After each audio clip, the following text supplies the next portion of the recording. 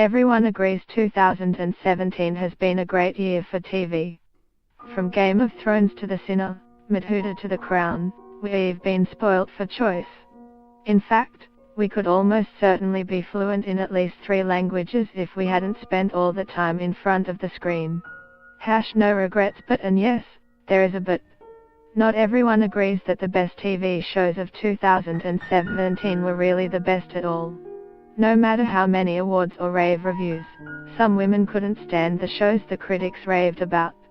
Here, 7 women share their true thoughts about some of 2017's most talked about shows. Arguably one of the best teen dramas to be made in recent years, Alice so wanted to like Riverdale.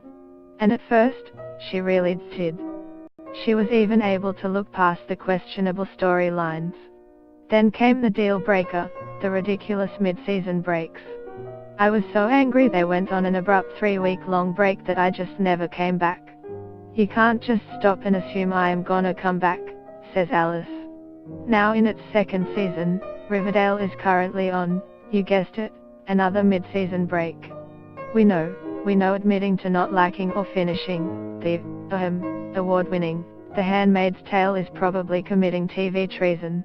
But this is a safe space to finally admit that despite pushing through the first slow episode, for some, it didn't get any better.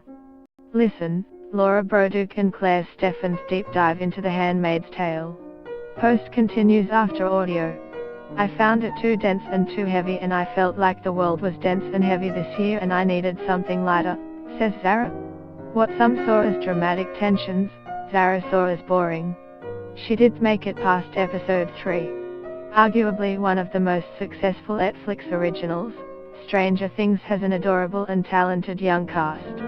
We can agree on that. The actual show though, didn't exactly float everyone's boat.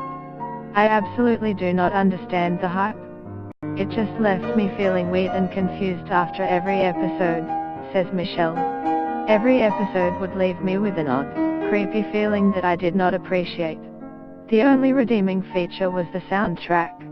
There were a good few months when all anyone in the world was talking about Game of Thrones.